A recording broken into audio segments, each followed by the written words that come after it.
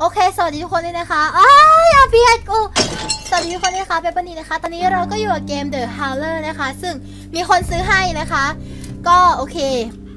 ตอนนี้เครดิตเขาหน่อยไหมถ้าเครดิตคนซื้อหน่อยไหมบัตรเครดิตเหรอบัตรเครดิตใครล่ะก็คนซื้อก็คือผู้ใหญ่ใจดีท่านเดิมนะคะที่ซื้อเดอะเทปให้ไอนะคะแล้วก็ซื้อซินเดอร์ให้ด้วยนะคะอาเซียโอเคเกมนี้นะคะก็ไอนะคะจะให้เพื่อนไอทั้งสองคนนะคะเล่นเกมนี้โดยวิธีการเล่นเกมเดี๋ยวกูจะให้มึงเล่นให้ดูเดี๋ยวกูจะเล่นให้มึงดูนะเราให้กูเล่นให้มึงดูเตรียมเกมร่มจมบอกไว้เลยแล้วคือไอเคยเล่นไปแล้วสักพักหนึ่งนะคะโอ้ยนี่แต่ว่าทุกคนต้องอยู่โอ้ยฟังกูก่อนทุกคนต้องอยู่ในความสงบนะเพราะว่าเกมนี้เราจะใช้ไอ้แต่เขาก็เขียนอยู่ไว้หมดไอ้เหี้ยวิธีการเล่นของเรานะคะก็จะคือการใช้เสียงซึ่งเวลาเราพูดต่อไปเนี่ยมันก็จะแบบว่าลอยใช่มันก็จะลอยนะคะโดยที่เราต้องใช้เสียงให้เป็นเชื้อเพลิงในการลอยเย้แตกเลยทุกคนน่ะทำไมเหรอสนุกอ่ะ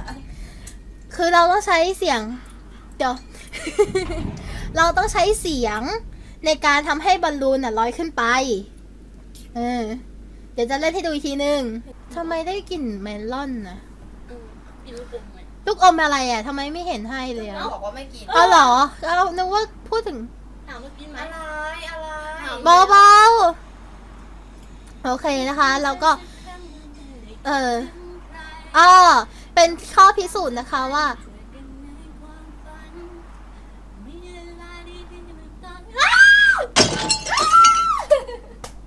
อะไรวะ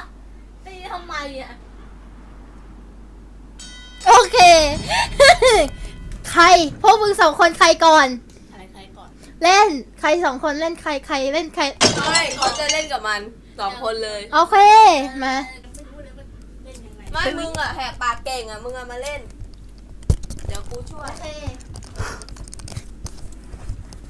ต้องเอาไปจอดตรงหอปิซึมเหรอหอปิซึมแปลว่าอะไรอ่ะเติมให้พูดเลยก็ได้จนกว่ามันจะขึ้นไปแล้วมันจะมีลมอยู่ตรงนี้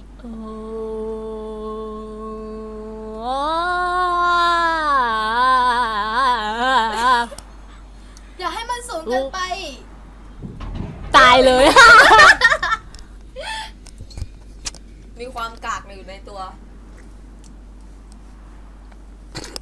ยังไม่ได้ไปไหนเลยฮัลโหลไปดิลุกถ้าให้ต้องสูงมึงต้องพูดสูงเอวิ่งดิเอวิ่งไอ้นั่นกี้ถามพ่อพูดถามพ่อไอมึงจะกี้ทำไมแก้ใครที่ว่ามึงแกล้งกูคราวนี้เราสองคนจะเงียบไปนะคะโอ้เมื่อไหร่มันจะขึ้นอีดอกไปว้าไป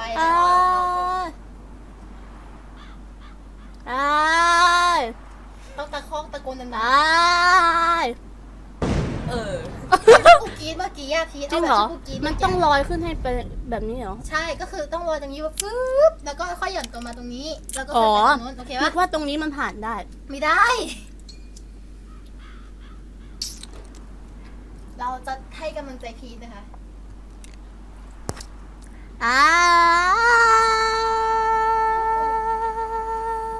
ลอยหนีไปแล้วมึงช่วยมีลิมิตในการร้องหน่อยได้ไหมงงอ่ะไม่เห็นต้องงงเลยก็คือไม่ต้องใช้เสียงสูงเยอะเพราะอย่าให้มันเลยอย่าให้ออกตรงนี้ใช้เสียงพอดีเอวิ่งเอ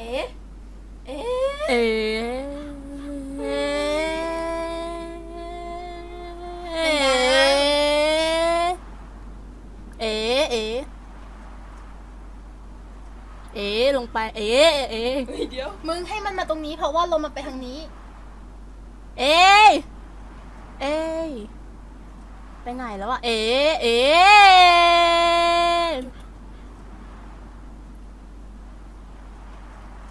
เอ้ย โอ้ เฮ้ยอย่าดื้อดิไปเฮ้ยว้าว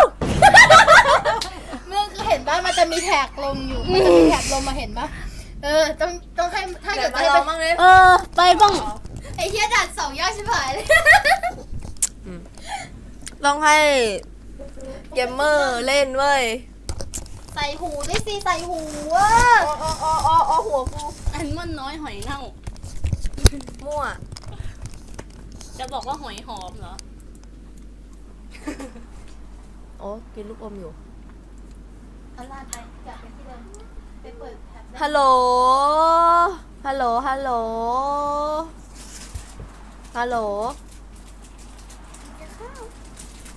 ฮัลโหล ฮัลโหล ฮัลโหล ฮัลโหล is me นั่นไง มา ไม่อาลานอย่า ไม่ พี่ไปดูแลน้องว่ะ ไม่อาลาน ไม่ พี่ร้องไม่ได้ เหนื่อยแล้วใช่ไหม ขึ้นมา คนอื่นได้ดูแลเบาๆนะเว้ย ก็มึงไปเล่นกับมันทำไม อ่ะ เรียกร้อง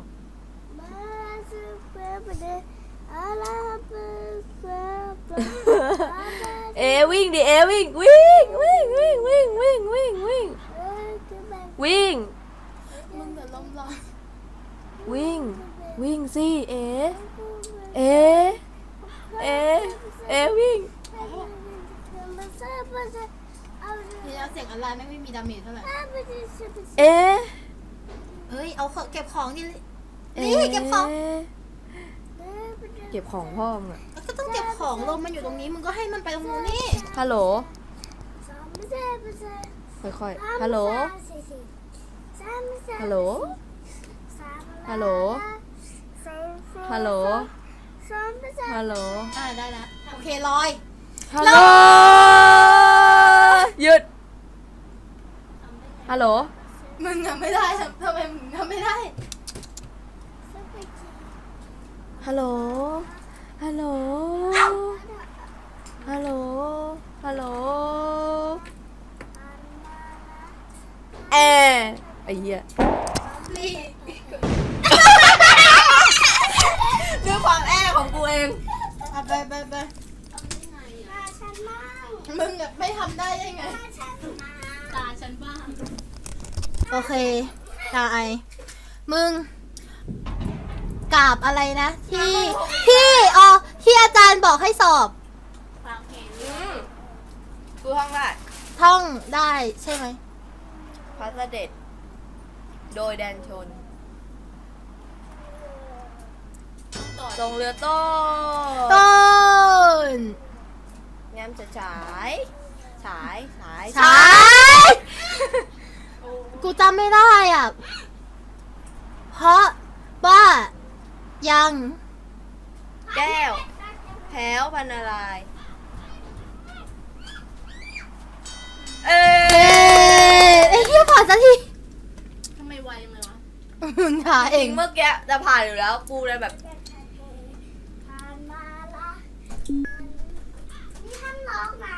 อะไรล็อกเอง อ่ะอันนี้เราต้องดับของด้วยนะคะ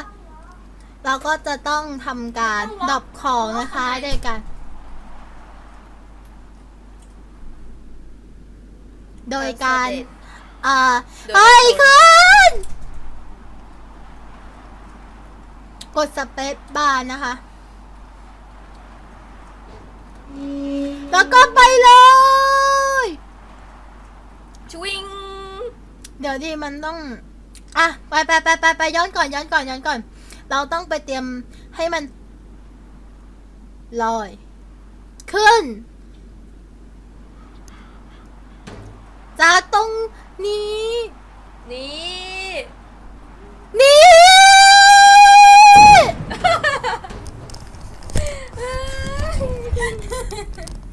ไอ้เหี้ยกูว่าเกมนี้สนุกอะถ้าเล่นกับเพื่อนอะ นะเราต้องดับของด้วยนะ ไม่เห็นสนุกเลย ก็มึงเล่นไม่เป็น เล่นไม่ได้โอ้ยหกเลยมีแล้วเนี่ยมันจะไม่หกได้ไงอ่ะมันเท แลกตาซอย5 บาท เอามืออะปัด 125เดี๋ยวเล่นน้ำไง ลอยไปแล้ว ไอมาเล่นนี่ แล้วมึงเล่น อุตส่าห์ร้องแล้วตะซอย5 บาทพีทมาเร็ว ไม่เอาไม่เล่น มันเล่นไม่เป็นมันเล่นไม่เล่นไม่ลองใหม่เหรอเผื่อว่าเร็วๆจะอัพแล้ว ไม่เอาไม่เล่น โอเคเราต้องไปเอาของไปประดับก่อนนะคะ เราต้องเอาของไปดับก่อนนะ ดอก ดับก่อนนะคะ แล้วก็ทำการดับปุ๊บแล้วก็ไป ไปดิ เก่งอ่ะ หยุด ไป ไป หยุดเดี๋ยวก่อน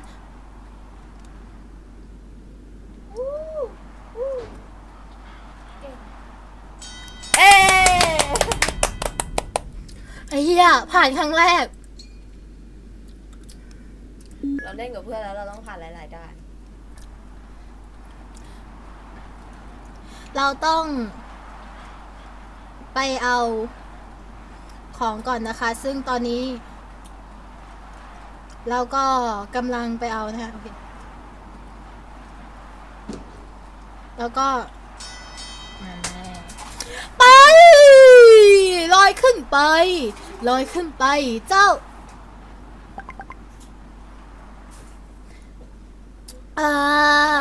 องค์พระสยมบรมราชันขวัญล่า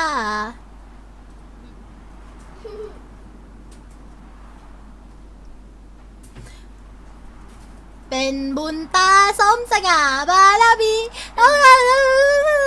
เพลงสรรเสริญพระบารมี อาลาพุทธเจ้าปิดแอร์แล้วนะ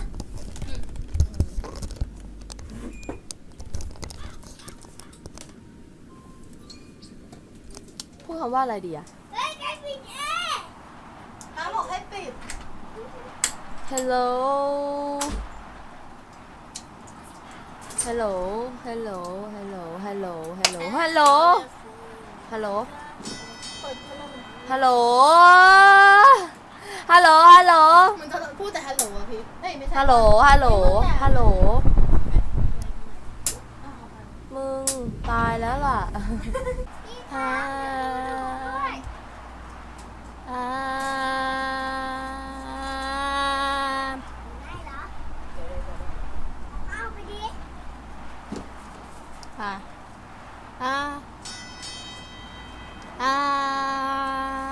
ดังๆสิพี่ยุงเรียนยังเสียงดังเลยพี่บัดไปเลยโอเคถ้าเกิดสมมุติว่ารอบนี้ไม่ได้นะคะแล้วก็ เลิกเล่น ถูกเราจะทำการเลิกเล่น ไม่เราต้องให้ไอมอน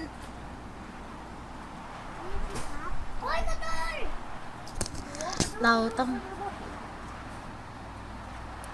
งให้มอนเป็นคนปิดนะคะ ซึ่งตอนนี้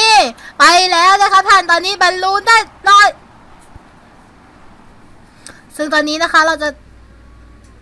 ตัดสินใจปล่อยให้บอลลูนนะคะถอยมาเรื่อยๆแล้วก็ไปเลยสู่ความวางอันใกล้พ้นไม่ได้นะคะ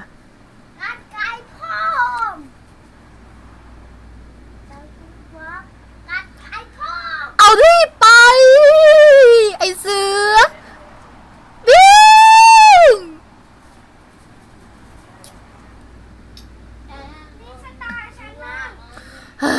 ตกนะ โอเคนะคะเราจะค่อยๆให้มันมา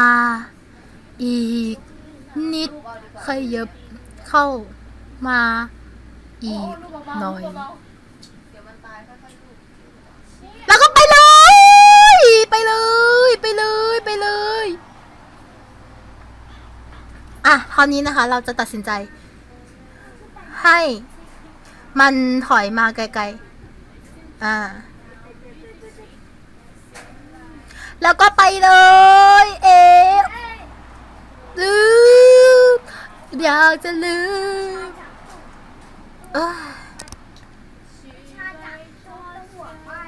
อยากจะลืมเฮ้ยเหนื่อยเฮียรีบมาเล่นดิ อันนี้คืออัดใหม่หรือเปล่าทำไม17 วิ เปล่า17 นาที อ๋อว่ะฮัลโหลฮัลโหล Hello from the other side ฮัลโหล ไปเอาของไหม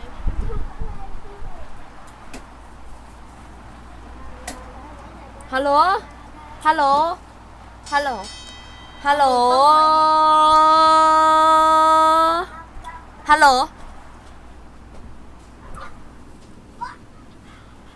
ฮัลโหลฮัลโหลฮัลโหลฮัลโหลฮัลโหลฮัลโหล มันเหมือนต้องประมาณอย่างเงี้ยมึงฟื้นฟิว ฮัลโหลฮัลโหลฮัลโหลฮัลโหล เอาป้องไว้เลย ฮัลโหลฮัลโหล กูว่ามันฟังเสียงอะไรมากกว่าเสียงมึงอีกอะ ลอยไปข้างหลังเรื่อยๆลอยไปข้างหลังเรื่อยๆลอยไปก่อน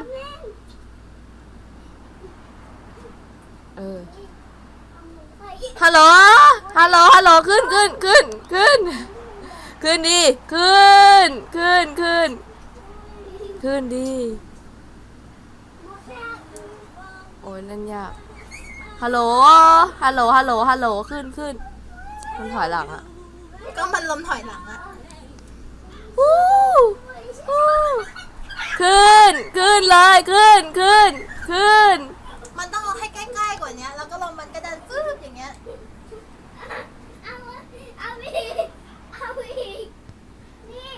ฮัลโหลฮัลโหลฮัลโหล เฮ้ย ฮัลโหลฮัลโหลฮัลโหลถอยไปข้างหน้า ถอยไปข้างหน้ามันต้องเดินไปข้างหน้าไหม เอ้ยถอยหลังแล้วแหละฮัลโหลขึ้นขึ้นขึ้นดิขึ้นกูไม่รู้จะทำยังไงกับมันแล้ว เอ้ยโอเคนะคะพอ